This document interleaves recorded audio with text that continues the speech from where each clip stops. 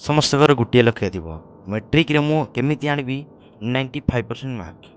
ମୁଁ ଜାଣେ ସମସ୍ତଙ୍କର ଏଇଭଳି ଲକ୍ଷ୍ୟ ଥିବ, କିନ୍ତୁ ଲକ୍ଷ୍ୟ ଏମିତି ଏକ ଶବ୍ଦ ତୁମେ କଳ୍ପନା କରିପାରିବ ନାହିଁ।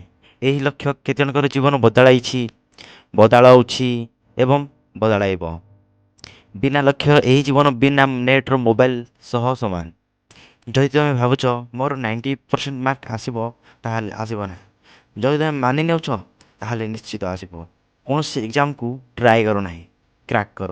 90% ନୁହେଁ, 98% ମାର୍କ ଆସିବ। ଏକ ଲକ୍ଷ୍ୟ ତୁମକୁ ସବୁ କରିବା ପାଇଁ ବାଧ୍ୟ କରାଏ।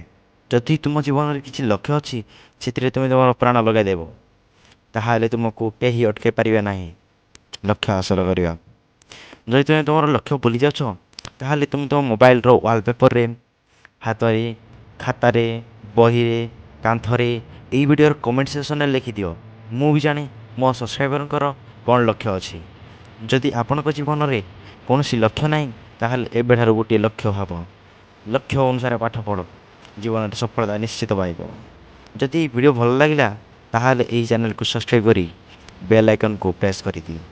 ଆହୁରି ଏଇଭଳି ମୋଟିଭେସନାଲ୍ ଭିଡ଼ିଓ ପାଇବା ପାଇଁ। ଭାରତ ମାତା କି ଜୟ।